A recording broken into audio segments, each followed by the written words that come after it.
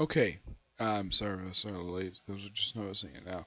Okay. Welcome back to the Seven Deadly Sins anime review, episode number 16. Yeah, in case you're wondering why I didn't do anything for a few seconds while I stared at the video, because I just didn't notice the thing was running. That's the put of that, okay? Yeah. Now to talk about with this particular one, I'm talking about the newest episode, so 261, The Curse of Lovers, and I don't think it was released this week. Like, pretty sure I think it was released this week. Oh,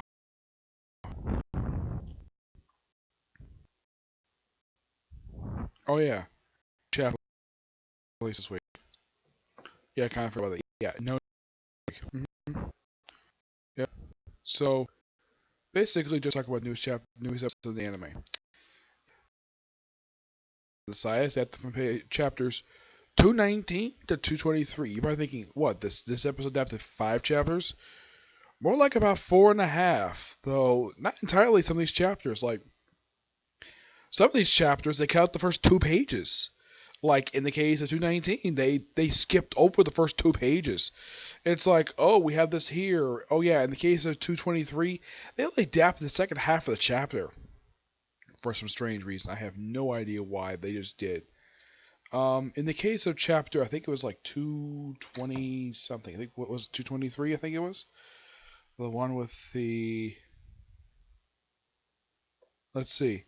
For I think 222 is probably the one chapter they pretty much got everything in for the most part, except for excuse me, the last with the exception of the last 4 pages. Yeah, with the exception of the last 4 pages of the chapter, they pretty much covered most of it. They might cover the rest of it next chapter. For 221, they got most of the chapter except for about 4 pages. Yeah.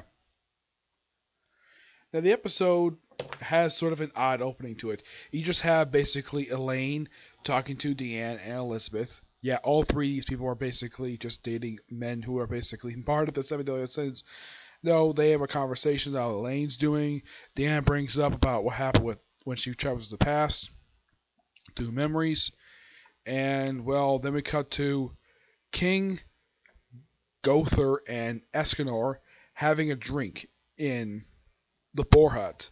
And then King pretty much like passed out of the drink for a while. Though he has to make him go up there, but he's starting to he doesn't fully trust him. And well, and Gothar's and of course Escor's like, yeah, I trust you. Like he's like, okay, fine. So they go out and Escor's glass gets accidentally knocked off, and he's about to turn into his big monster mode. And luckily enough, that I think it was King who quick. I think it was Gothar put it quickly back on. It's like, oh, everything's fine. Yep.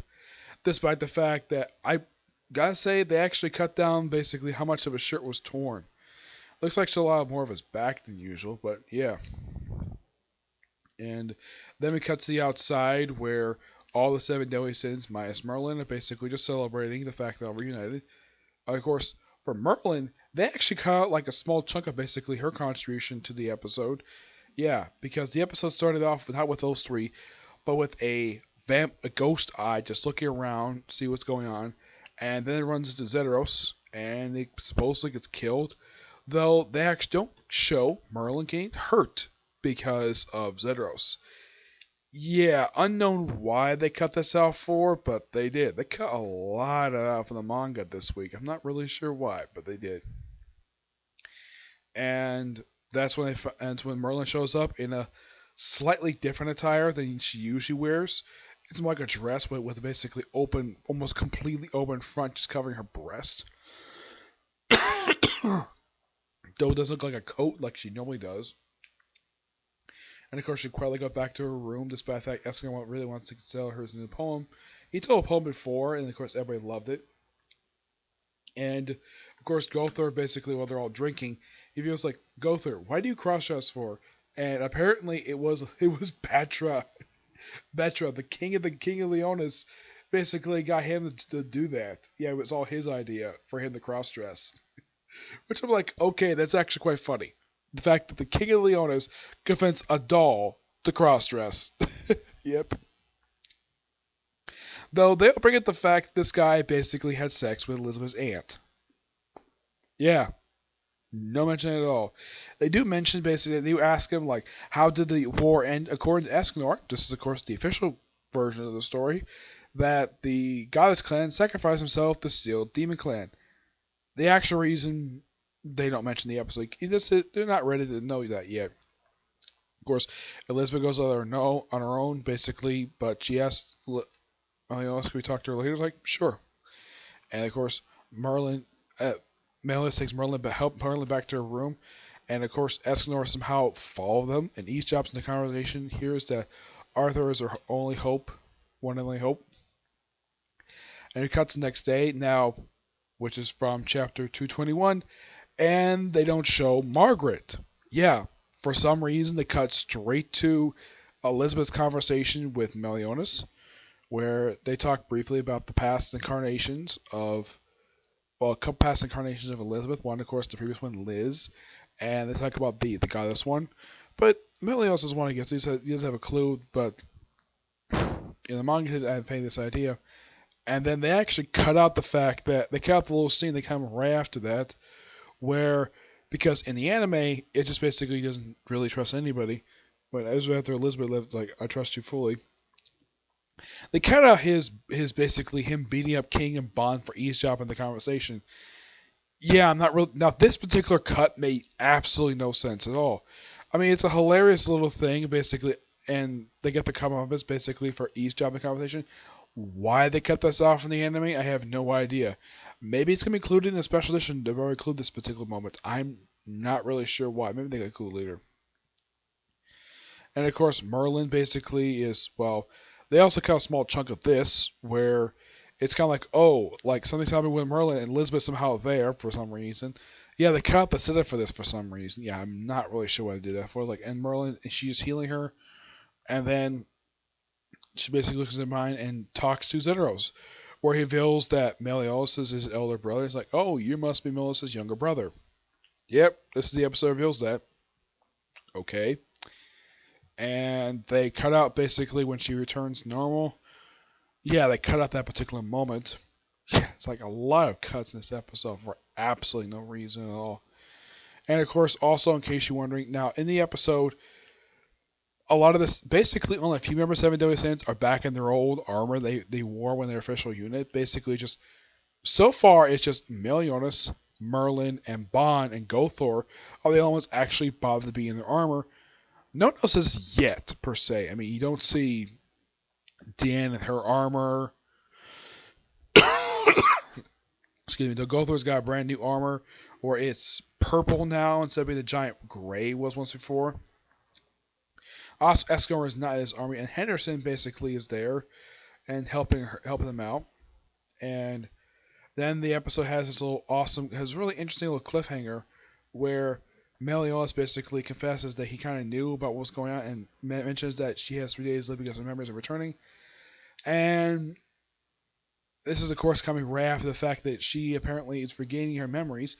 This comes from the half of chapter 223 they did adapt, where she's going nuts. And then, of course, she remembers Merlin's past somehow. And that's what he mentions that. Now, they also, for some reason, now, for the case 222, they cut the last few pages where King basically puts on his helmet again and talks to his best friend. Yes. I would say story-wise, this episode's really good, but my gosh, why all the cuts for? It makes no sense at all. Now, excuse me, since episode 2, the series has been really, really good by keeping mostly everything in, mostly some dialogue here and there, and adding some stuff. This episode went back to the old format of just putting some of the chapters in, but not the entirety of it. Not because they were kind of rushing to see this episode out, I have no idea. The animation is still really good for what Studio D is doing with the series, but why all the cuts for? Like, because if you look at it, basically, because I have the book basically collects the chapters all but 223, and It's like you open up the book for like in the case of like 218, they cut out the last page, which is this page right here. Yeah, they cut that out, and you probably think, okay, maybe they're going to open up with this particular like first like 2 pages. Nope, they cut this out for some reason. No idea why, but they don't even bring this up in the episode. Yeah, they kind of rearranged the scenes up a bit in here for this particular chapter, where they had the Merlin stuff happen before all this. Yeah, the episode opens basically with adapted from page. Let's see, this is page. Let's see, 3, 4, 5, 6, 7, 8, 9.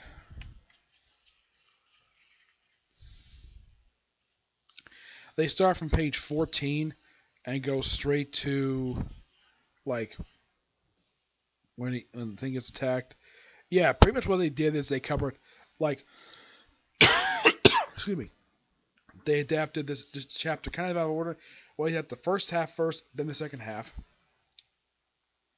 For 220, this one they kind of basically did like go through the chapter pretty much in order, mostly, and with the exception of cutting out like the last like.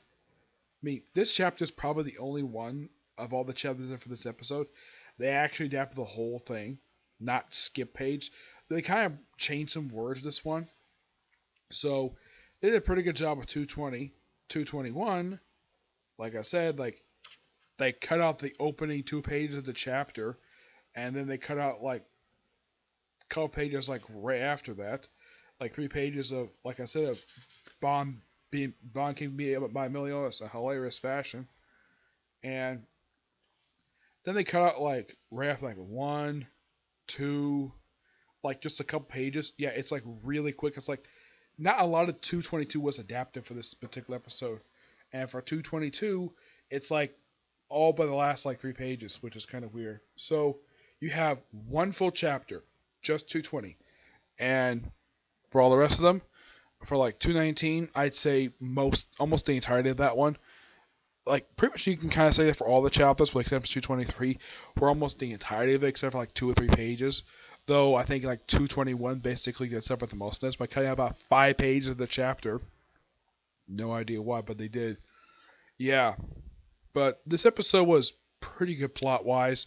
The writing was fine. It's just that I didn't really understand why they cut out stuff. Like there was some setup for this stuff. It was like a lot more expansion here, but it's like they kind of condensed what happened over the course of 5 chapters into one episode. Yeah, maybe next week they might actually put some stuff they cut out here back in. Unknown, but it just depends exactly what they do next week for the episode. Excuse me. Where they get to this is our life. Yeah, where they actually kind of get to the chapter they actually adapted for the start of the season, so they adapt like maybe 2 pages of that. Yeah. So yeah, that's it for this particular review. My next view will be a review of the news chapter, Case Closed. Yep. But see you next view. Bye.